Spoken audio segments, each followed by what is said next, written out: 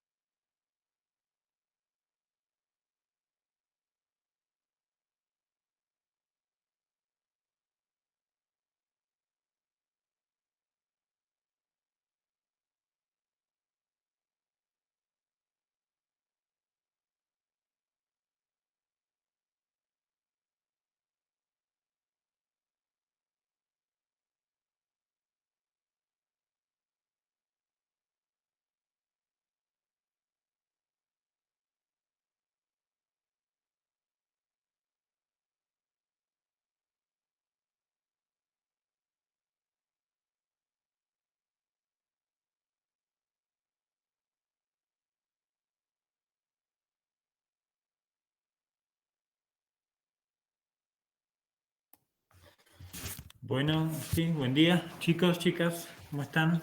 Buen día. Buenas, ¿cómo? ¿Qué tal? Buen día.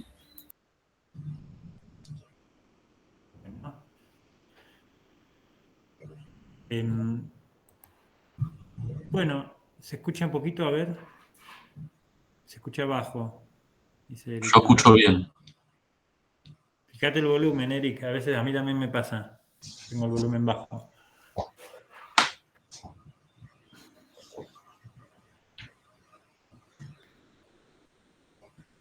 Bueno, estuve viendo a dónde habíamos quedado. Habíamos quedado en los ejercicios que implicaban el cálculo del campo eléctrico para cierta distribución de carga. Había que ver el campo eléctrico de un hilo infinito, de un aro, de un disco, mejor dicho. ¿Eso lo vieron? ¿De un plano, por ejemplo? Sí, sí lo vimos. Sí, Bueno. sí.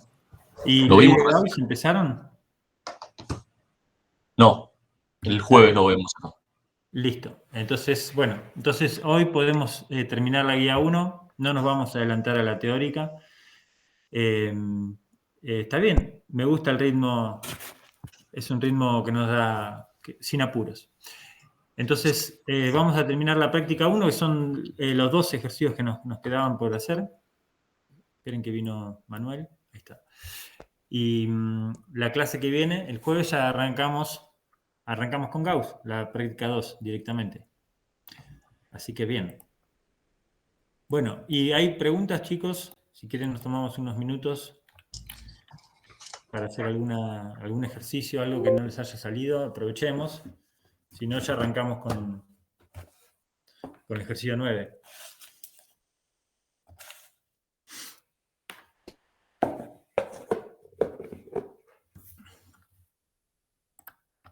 Bueno. Acá estoy. Bueno, vamos a compartir entonces directamente. Ahí está. Bueno, yo les había dejado el 8 de tarea y creo que nos quedan nada más que 9 y 10. Sí, 9 y 10. Bueno, entonces, en el 9, lo que nos piden calcular es la fuerza que se ejercen dos hilos infinitos cargados uniformemente. ¿Qué significa todo eso? Bueno, mira, acá dice, en realidad vamos a leer el enunciado para ver si lo decodificamos. Dice, se tienen dos alambres de largo L, que en realidad habría que decir que son infinitos, porque la fórmula que tenemos nosotros es solo para alambres infinitos.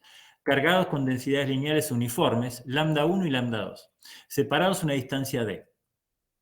Calcule la fuerza que se ejercen ambos alambres. No está claro acá cómo están dispuestos. Yo me acuerdo que la primera vez que hice el ejercicio lo probé de un montón de maneras porque dice 2 alambres separados a una distancia d. Puede ser así, podrían estar no paralelos, podrían, bueno, sí, no hay muchas más disposiciones, ¿no? Sí, o así. Bueno, no está bien definida esa distancia d. Ahora se refiere en realidad sí, a paralelos. Yo lo aclararía. Infinitos y paralelos, pongamos, ¿sí? ¿Sí? No se sabe cómo están dispuestos en el espacio. Calcule la fuerza que se ejercen entre sí ambos alambres. Bueno, vamos a ver de dónde viene todo eso. Primero, esto es lo que vieron con Ricardo hoy.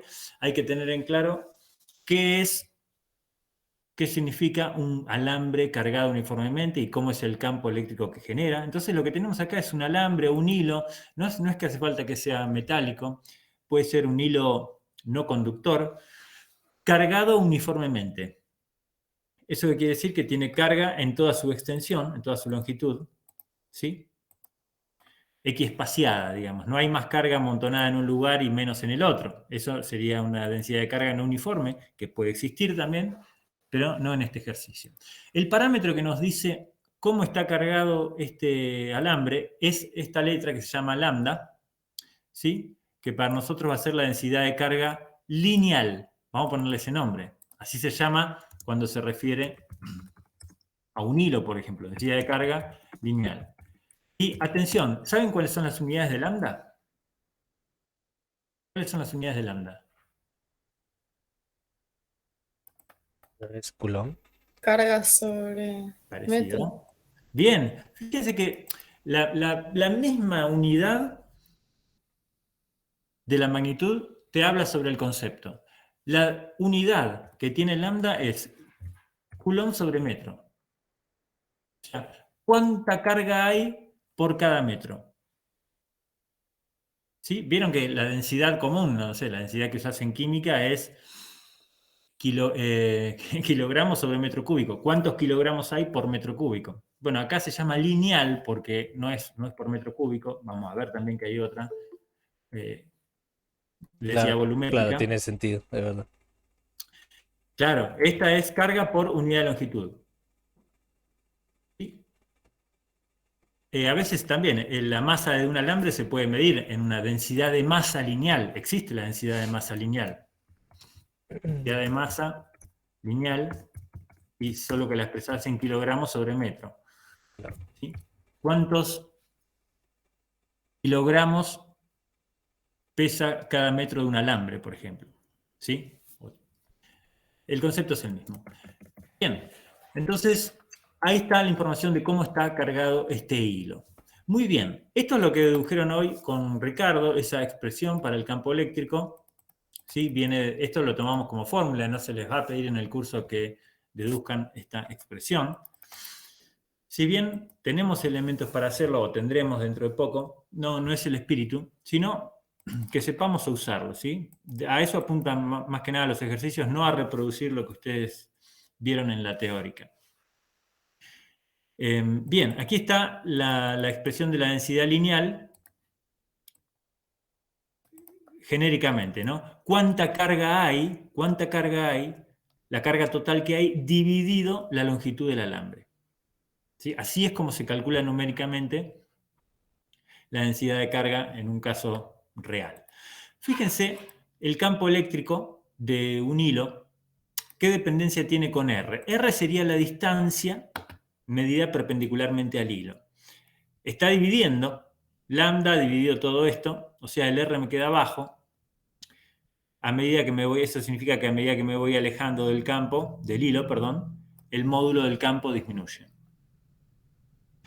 Y la otra información que necesito conocer para hacer una descripción completa del campo es para dónde apunta. O sea, el campo, en caso de un hilo, apunta en dirección radial y el módulo, como lo indica, me dice que disminuye conforme me alejo del hilo. Entonces, ¿sí? Así se puede dibujar el campo eléctrico generado por un hilo, ¿sí? Y tienen que pensarlo que esto en simetría cilíndrica, ¿sí? Una simetría alrededor del hilo, ¿sí? ¿Se lo imaginan? O más o menos, a ver si hay un dibujo. Sí, Campo perfecto. eléctrico, hilo infinito, ven que aparece el hilo infinito. A ver si hay algo bueno. No sé si hay muy lindos dibujos. Ese no, eso sería cómo calcularlo. Pero acá, por ejemplo, acá hay uno. Por ejemplo, ven, ahí está un intento de dibujarlo en 3 dimensiones, ¿no? Donde el campo sale en todas las direcciones con simetría cilíndrica y también en todas las alturas habría que dibujarlo. ¿No? Acá lo dibujan solamente en un plano, pero acá también. Acá arriba también salen líneas siempre en dirección radial. Bueno, no hay no veo uno mejor. Bien, entonces ya está. Más o menos ahora ya tenemos cómo es el campo. Tiene que ser infinito. Si no es infinito, tenemos un problema. Si no es infinito, el campo eléctrico no se puede calcular. No se puede calcular matemáticamente porque es muy complicado. O sea, si no es infinito, acá hay un efecto de borde y termina dando una cosa así. Las líneas de campo se desvían cerca del borde, ¿sí? Termina siendo algo así. Y no es para nada una cosa sencilla, expresable matemáticamente con una fórmula chiquitita. O sea, en el caso de un hilo real, tenemos que suponer o bien que es infinito o bien que estamos trabajando lejos del borde. Lejos del borde podemos considerar que esta aproximación funciona relativamente bien, pero ¿sí? Esta cuenta siempre vale para un hilo infinito. Bien, con esas consideraciones vamos directamente al grano, a lo que nos pide el ejercicio, que sería esto. Acá es como les charlamos que estaban dispuestos los hilos. Tenemos 2 hilos ahora, los dos cargados positivamente, supongamos. Densidad de carga lambda 1, lambda 2. Y me preguntan la fuerza que se ejerce que se ejercen mutuamente. Piensen que carga positiva con carga positiva se repelen. Esta carguita chiquitita acá ejerce una fuerza de repulsión respecto a todas las cargas del otro lado. O sea, no es tan fácil acá calcular la fuerza, porque cada carguita de un lado se repele con cada carguita del otro. Entonces, una de las ideas para calcularlo es pensar lo que pasa precisamente sobre una carguita. Matemáticamente vamos a decir sobre un diferencial de carga que voy a marcar sobre el cable 2. O sea, quiero estudiar la fuerza que hace el hilo 1 para empezar sobre un pedacito de carga del hilo 2. Para empezar, ¿sí? Después voy a sumar todas las carguitas, pero por lo menos quiero averiguar la fuerza que hace el hilo 1 completo sobre este diferencial de carga que está sobre el hilo 2. Entonces, piensen lo siguiente, con esto vamos a hacer uso de algo que vimos en la clase pasada. El hilo 1 genera un campo eléctrico en todo el espacio, ya vimos. En particular en este punto, el campo eléctrico del hilo 1 va a ser una cosa así, dirigida de forma radial, ¿sí? Algo así. Vamos a ponerle campo eléctrico del hilo 1, ¿sí? Muy bien, o sea, estoy dibujando aquí, atención con esto, no el campo eléctrico del hilo 2, sino el campo eléctrico del hilo 1 en el lugar donde está el hilo 2. Que no es lo mismo, ¿sí? No estoy considerando el campo del hilo 2 ahora, estoy calculando la fuercita sobre ese cachito de carga como si fuera una carga sola, una carga aislada. Una Entonces, pregunta, sí, profe, dale. esa carga de diferencial Q sería la carga de prueba? Bueno, lo que pasa es que acá tengo carga real, porque tengo en el hilo 2 tengo carga real, no es una carga de prueba. O sea, está cargado el hilo 2, no es un punto del espacio sin carga. Ah, está bien. Entonces, fíjate, voy a calcular la fuerza sobre una carga puntual. Me olvido del hilo 2 y nada más pongo la lupa en una carguita sola del hilo 2. Entonces, puedo usar esta fórmula tranquilamente. La fuerza sobre ese diferencial de carga va a ser el campo eléctrico por la carga.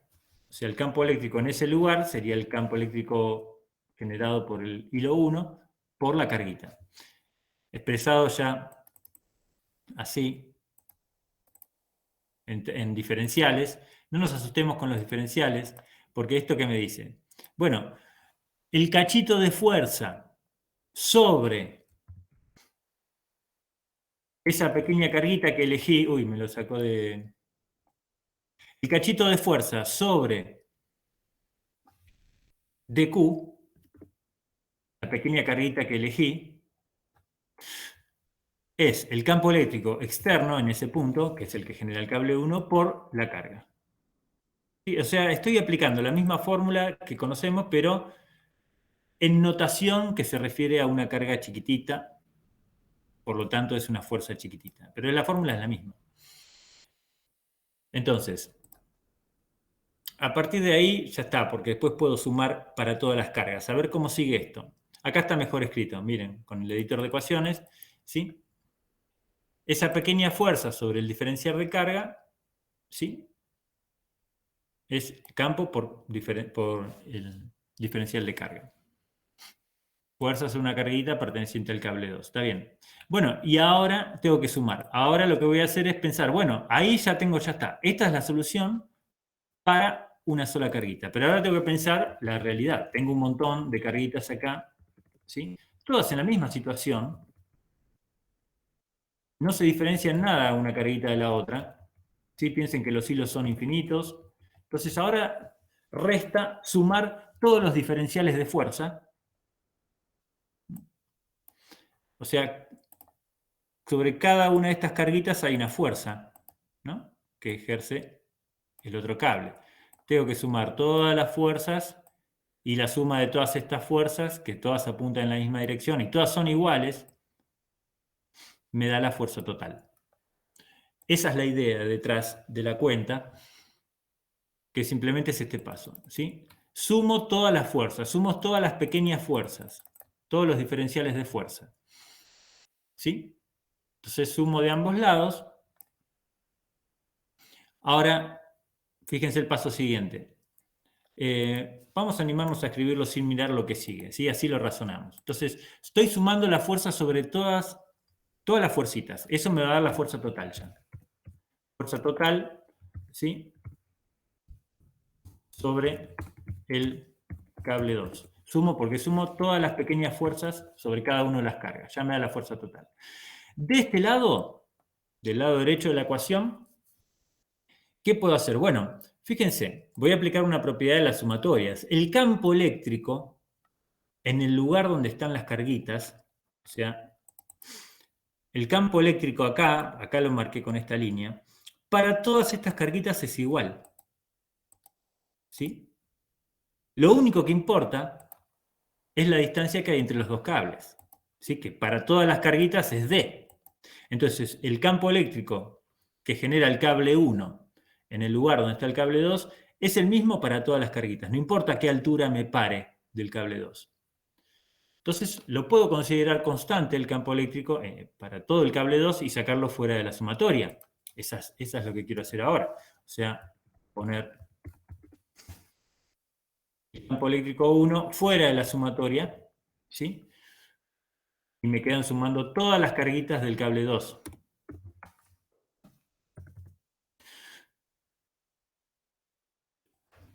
Siguiente paso.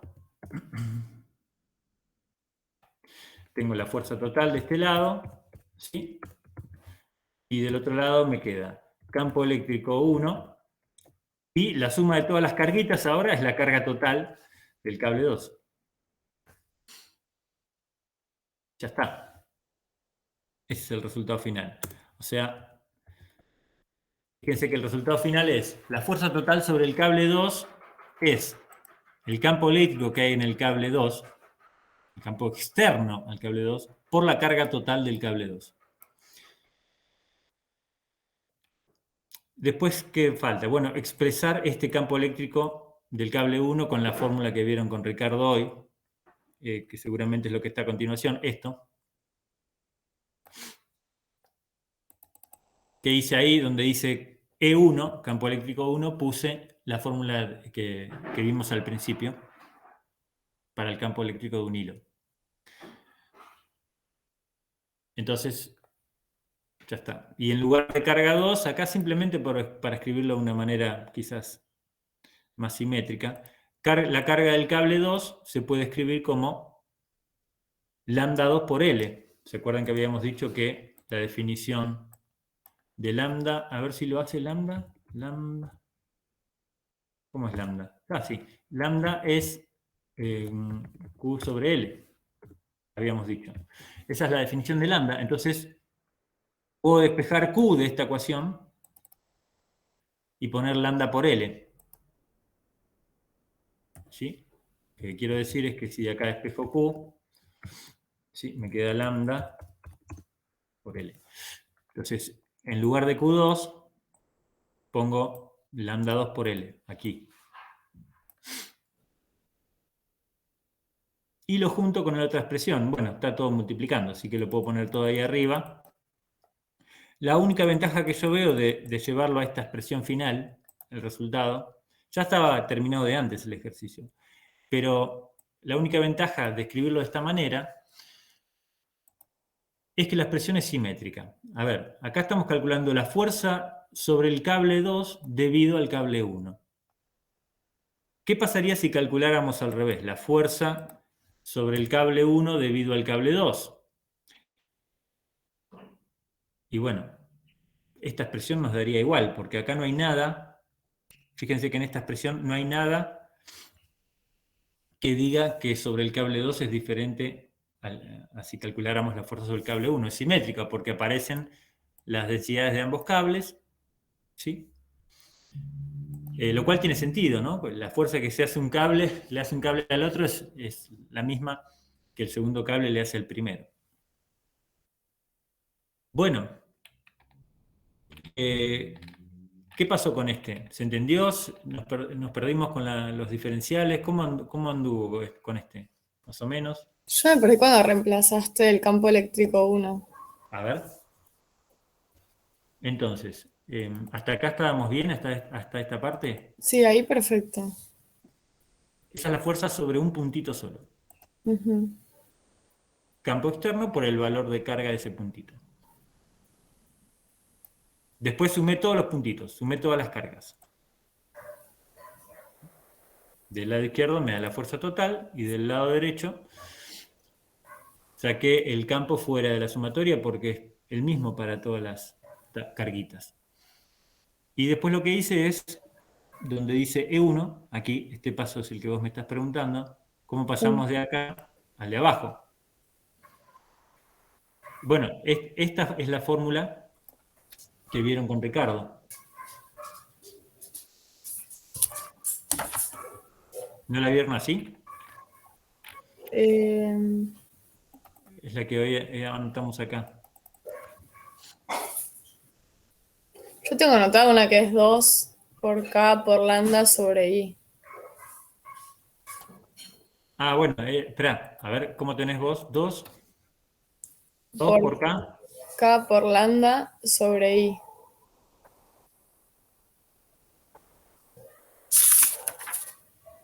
Bueno, sobre I es lo mismo que R, o sea, es la distancia, es la variable, es la distancia al cable. Okay. En vez de R pusimos I, o I, es lo mismo el nombre, cambia el nombre, ¿no? Lo importante es que esto que está dividiendo es ese I que vos me dijiste es nuestro R. Ahora, ¿qué pasa con todo el resto? Bueno, ¿qué era K? La densidad lineal. No, K era 1 sobre 4pi epsilon 0. Bastante Coulomb. Ok.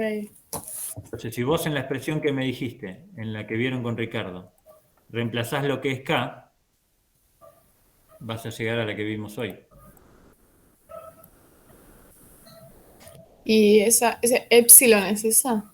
Mira, a ver si da. Vamos a hacerlo. O sea, 2 por, y en lugar de K, voy a poner lo que es K. 1 sobre 4 pi epsilon 0. Y después venía lambda sobre I. ¿Epsilon qué sería? La permitividad del vacío, ¿no lo vieron así?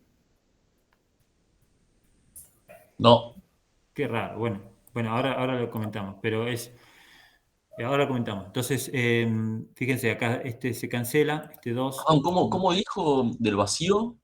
Ahí lo vemos, ahí lo vemos. Se cancela el 2 con el 4 y te queda un 2 dividiendo. Te queda la misma fórmula.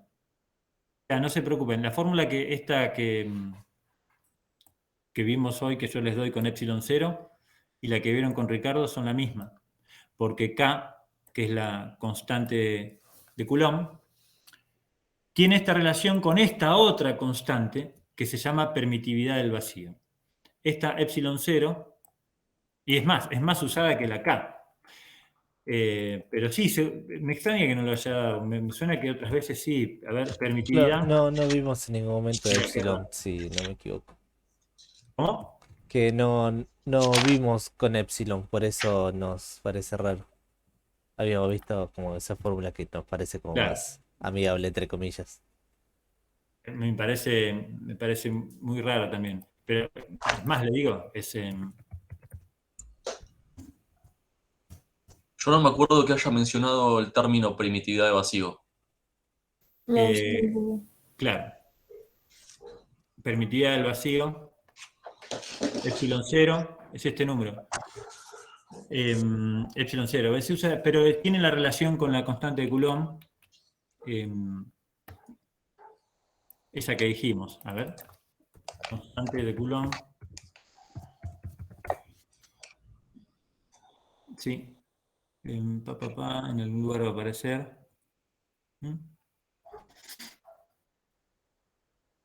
Acá está.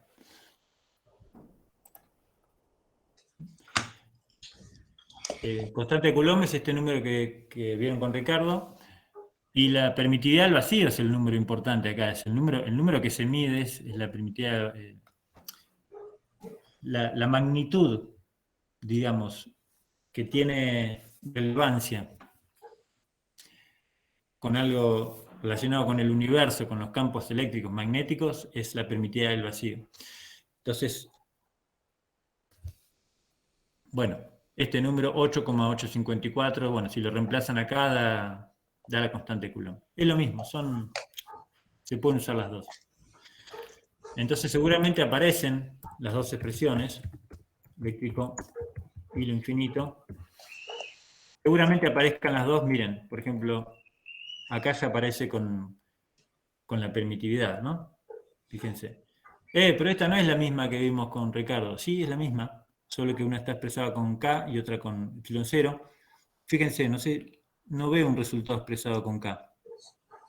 Todos aparecen con epsilon 0, porque les digo que es más común. Fíjense, acá hay otro, todos con epsilon 0.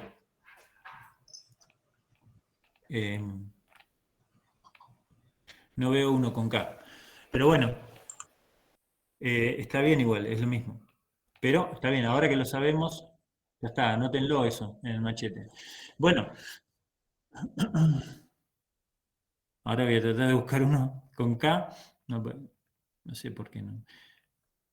Igual Seguro se le... ahora que nos explicó, parece un poco mucho más, más sencillo de visualizarlo, ahora que ya sabemos el valor y que prácticamente Claro. significa lo mismo, solamente expresa de otra manera. Así que Sí, yo gracias. asumí que me pareció muy raro asumir. Para mí se le pasó, porque Sí, no me suena que él siempre lo da, se le pasó. de todos Creyó modos, que lo había gracias por dado explicarlo. sí, sí, sí. Bueno, chicos, entonces ahí está. Anoten que es lo mismo. Y listo. Gracias por la pregunta, porque no hubiese saltado si no. Así que, bien. Bueno, entonces el resto, a ver si el resto se entendió, porque es reemplazar esa expresión, que podría haber puesto la K también, da lo mismo. Bueno,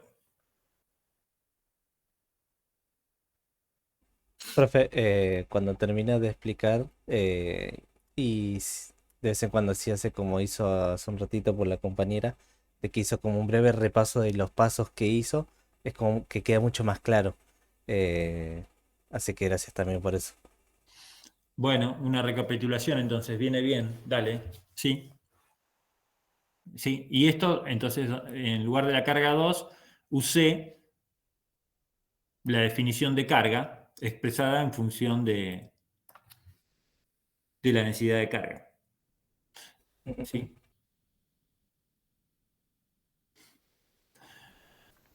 Perfecto. Bueno, entonces, y la conclusión final era que si nos pedían la fuerza sobre el cable 1 debido al cable 2, la expresión es la misma. Es totalmente simétrico si calculábamos al revés. Incluso si los signos de las cargas fueran diferentes, acá habría que poner un signo menos, por ejemplo, si la densidad de carga fuera negativa del cable 1, con poner el signo menos ahí alcanza. ¿Sí? El módulo no va a cambiar. ¿Sí? En vez de ser repulsiva, será atractiva la fuerza, pero el módulo va a ser el mismo. Bueno, y el 10 es muy sencillo, pero es conceptual también, parece recontra difícil, pero vamos a ver cómo sale. Dice, acá considera un plano infinito, densidad de carga uniforme sigma, con un orificio circular de radio R, y calcula el campo eléctrico en cualquier punto del eje que pasa por el centro del orificio perpendicularmente al plano. No sé si se entiende lo que dice ahí, pero lo que vos tenés es un plano, ¿sí? Un plano infinitamente cargado, ¿sí?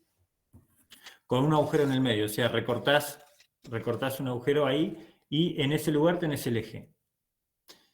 ¿Sí? Y lo que te piden calcular es el campo eléctrico en todo ese eje. ¿Sí? En un eje que es perpendicular al plano y pasa por el centro del orificio. O sea, le estamos sacando un bocado circular al plano. Entonces, vamos a ver cómo pensarlo eso. Porque nosotros tenemos, por un lado, el campo eléctrico de un plano. Eso lo vieron hoy seguramente con Ricardo también. Vamos a ver si tienen esta fórmula. Vamos a ponernos de acuerdo aquí. Campo eléctrico de un plano. Vamos a estudiarlo un poquito. ¿Tienen esta fórmula o la tienen con K también?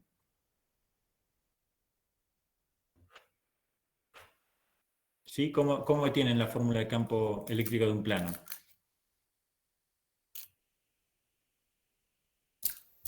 Creo que esa no la llegué a copiar. No sé si alguien la tiene. Uh-huh.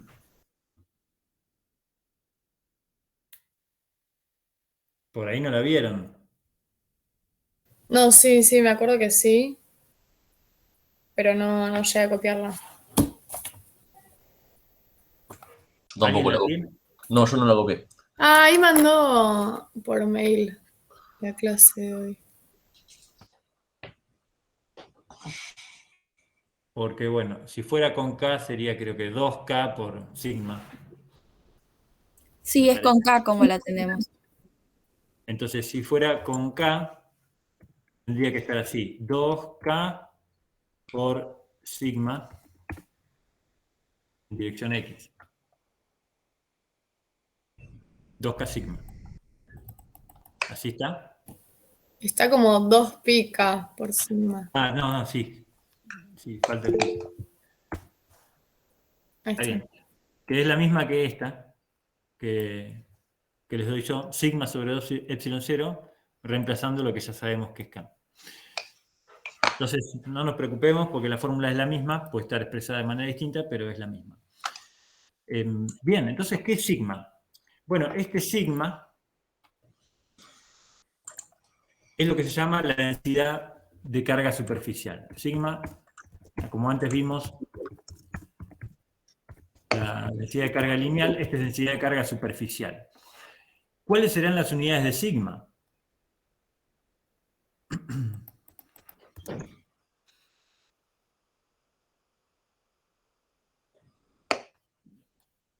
Unidades de, lo tengo escrito acá, a ver, lo tengo mejor escrito. Acá está. Fíjense, esto es importante, podemos aprovechar para ver esto en este ejercicio. Densidad de carga lineal ya la vimos en el ejercicio anterior. Se usa cuando tenemos, por ejemplo, un hilo cargado. En general se usa la letra lambda, y las unidades son coulomb por metro. ¿Cuánta carga hay por unidad de longitud? Muy bien, ahora tenemos que usar la densidad de carga superficial. En general se usa esta letra sigma para designarla, y las unidades en las que viene son coulomb sobre metro cuadrado. Por eso se llama superficial. O sea, ¿cuánta carga tenemos? ¿Cuántos coulombs hay por unidad de superficie? ¿Sí? Esa va a ser la carga. Fíjense acá el dibujito es bastante ilustrativo. La carga está distribuida de manera uniforme en toda la superficie de este plano. ¿Sí? Muy bien. Y adelantamos ya, en este ejercicio no tenemos que usarla, pero existe también una densidad de carga volumétrica. En general se usa esta letra ρ, y las unidades son carga por unidad de volumen. Esta sí ya es más parecida a la densidad común, a la densidad de química, que es kilogramos sobre metro cúbico, ¿no? Pero bueno, la noción de densidad es equivalente. Entonces, bien, ¿cómo es el campo eléctrico de un plano? Es fácil el campo eléctrico de un plano. Lo que tenemos que saber es que este es el módulo, esa es la fórmula que vimos con Ricardo, y que es constante. Fíjense que el campo eléctrico de un plano infinito no depende de la distancia al plano. Este X que está acá no es la distancia, sino es la dirección perpendicular al plano. O sea, un plano infinitamente cargado genera un campo eléctrico uniforme. A medida que me alejo del plano, el campo no se achica, como uno podría esperar. Fíjense, la longitud de estas linitas son siempre iguales, ¿sí? Y el campo es perpendicular, ¿sí? No se achica el campo, como en el caso del hilo infinito. Bien, entonces ahí ya tenemos una manera de generar en la práctica un campo uniforme, por lo menos en una región, que es cargando un plano superficialmente. Bien, y el otro que tuvieron que haber visto para resolver este ejercicio es el campo eléctrico en el eje de un disco de radio R. La cuenta es bastante complicada, seguramente la hizo con integrales. ¿Esta la tienen, esta fórmula? Por ahí no con el... Acá está con la K, mirá. Sí, ¿La eso tienen? sí. Campo eléctrico de un disco.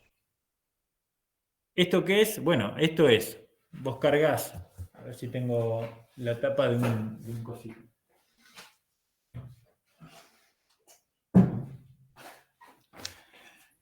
¿Qué es esto? Fíjense, recordemos que acá hay un parámetro que es X, esto sí es una distancia, y este X versor es simplemente la dirección. Campo eléctrico en el eje de un disco, ¿qué es esto? Esto es, tenés un disco, ¿sí? Y lo cargas en su superficie, pones carguitas distribuidas de manera uniforme. Imagínense toda esta superficie con cargas, ¿sí? Y quiero calcular el campo eléctrico en el eje perpendicular al disco. Esa fórmula es la que me da cuánto vale el campo eléctrico en cada uno de los puntos del eje. El campo eléctrico de un disco en realidad es bastante complicado, va a ser una cosa así, ¿sí? Va a ser como una especie de... ¿Cómo escribirlo? Me sale la paja brava, esa planta que es medio así.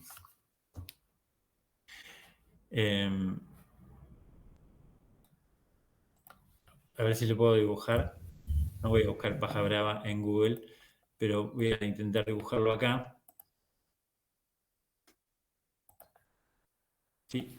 Si tenemos, por ejemplo, un disco, hay que imaginarlo en perspectiva. ¿Sí? Lo haría. Ah, sí, pero eso sí lo puedo buscar. Campo eléctrico de un disco. ¿Sí? Bueno, es que es tan difícil de calcular el campo eléctrico que solamente aparecen dibujos de cuánto vale en el eje. Pero yo quiero un... Acá está. Bueno, este sí. Esto es lo que yo les quería mostrar. Es recontra complicado. ¿Ven? El campo eléctrico de un disco no es para nada uniforme, no es una formulita sencilla. Fíjense la simetría que tiene en el espacio. ¿Sí? Esto podría ser parecido a esto. Esto es un campo magnético en realidad. Pero la forma es parecida a eso. ¿Sí? Entonces, bueno, es tan complicado el campo que solamente me tengo que conformar con calcularlo, por ejemplo, en la fórmula que vieron con Ricardo, en el eje. Entonces, esa fórmula que tiene la raíz, esa fórmula rara, solamente me está dando el valor del campo eléctrico en este eje. Solamente acá. ¿Cuánto vale el campo eléctrico en un punto acá? Ni idea. No tengo fórmula para calcular eso. Solamente tengo fórmula para calcular el módulo del campo en este eje.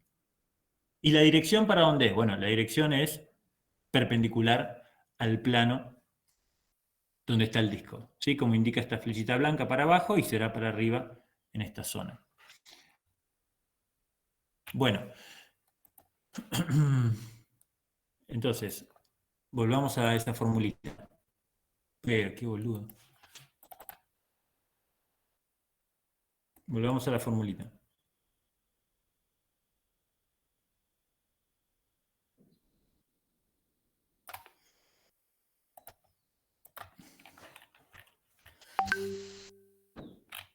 Acá está. Bien. Entonces, fíjense, todo esto es una constante, 2 pica por sigma. Sigma sería la densidad de carga de ese disco. X es la distancia al disco sobre ese eje, medida sobre el eje perpendicular. Acá aparece de vuelta X y X versor es la dirección. ¿Sí? Esto habría que hacer el límite. Habría que hacer el límite para ver a dónde tiende. Pero así haciéndolo rápido, esto tiende a 1, para X tendiendo a infinito. 1 menos 1 tiende a 0, entonces el campo eléctrico en el eje del disco va disminuyendo conforme me alejo del disco.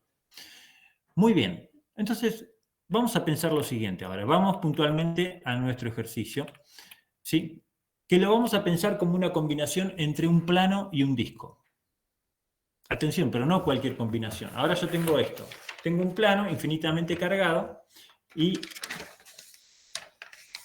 le saco un bocado al plano, pero sacarle un bocado es equivalente a poner un disco de la carga contraria. O sea, si yo tengo un plano, como en ese dibujo, de carga positiva, y le pongo un disco de carga negativa, es como que en la región esa del medio hubiera carga cero. Esa es la manera en la que tenemos que pensar ese agujero. El agujero es la superposición de carga positiva con carga negativa. Igual.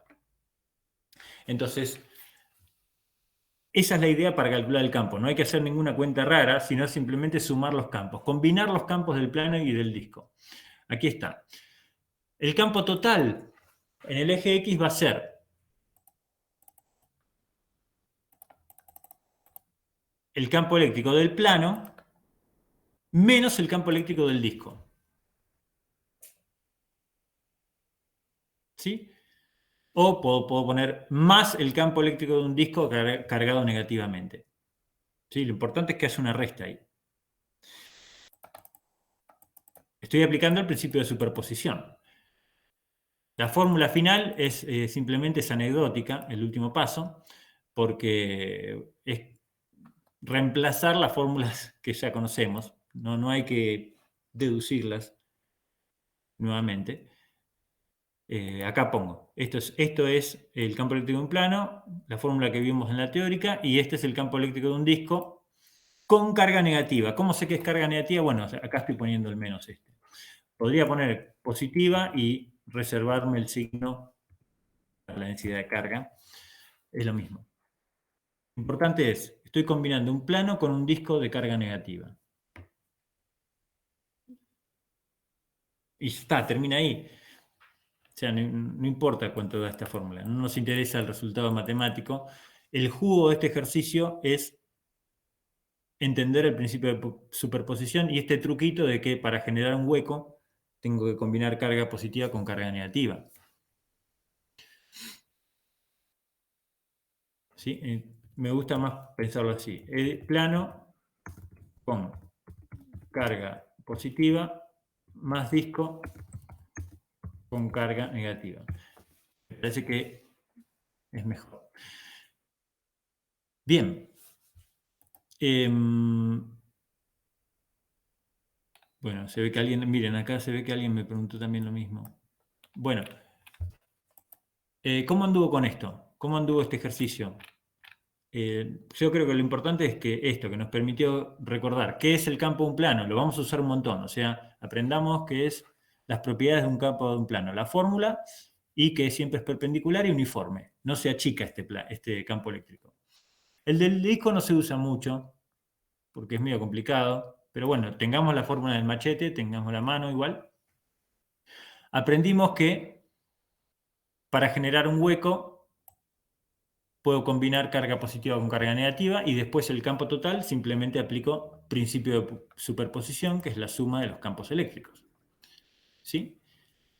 Y también vimos, esto sí lo vamos a usar un montón, todas las densidades de carga que hay. ¿Sí? Las tres. Del lineal en el ejercicio anterior, la superficial para un plano, para un disco, y la volumétrica la vamos a usar también cuando tengamos esferas cargadas en superficie, en volumen, por ejemplo. Bueno, aquí termina nuestra guía 1. ¿Cómo anduvo con estos dos? ¿Cómo anduvieron estos dos? Bien. Más o menos. Bien, bien. Si Bien, bien creo que- aumentó un poquito la complejidad, sigue estando bastante bien como lo explica. No, hoy me sentí muy trabado. No porque sea para mí más difícil estos dos ejercicios, no sé. Me parece que estaba pensando en otra cosa. Pero les pido disculpas por eso. No, pero se entendió Pero, perfecto. bueno, Sí, o sea, todo bien, profe. Hablaba de la complejidad ya de por sí de cómo está avanzando la materia. No, no de usted. Disculpe si me mal está bien. expresé. Yo me sentía la sensación que tenía como que estaba en piloto automático. Y al estar en piloto automático me trabo, me salen palabras que no quiero decir, etc. Pero bueno, no, eso no importa, eso es casi una confesión. Pero bueno, sí, me pareció, igual me parece un poco más abstracto este ejercicio, un poquito más abstracto. Sí, coincido. Cuando es más abstracto, a mí me resulta un poco más difícil. Sí, el 9, y además por la forma en que lo resolvimos, que si bien es fácil, bueno, tuvimos que pasar por los diferenciales, aunque salen en dos renglones realmente, ¿no? Pero bueno, mírenlos tranquilos, estos dos, y la vez que viene, si hablamos de abstracción, la vez que viene vamos a ver la guía de Gauss, que es mucho más abstracta que esto. Pero bueno, vamos a tratar de ayudarnos con esquemas, con dibujos, ¿sí? Y los ejercicios son casi todos puramente conceptuales. Así que bueno, presten atención a la clase de Gauss. Y bueno, chicos, si hay preguntas yo me quedo respondiendo, si no me despido del resto Bueno, y nos vemos el jueves. yo me despido, nos vemos el jueves. Dale. Chao, hasta luego, gracias Chao, por profe, todo. hasta el jueves. Eh, Pues, hasta luego. Chau. Chau, chau. Nos vemos. Chau.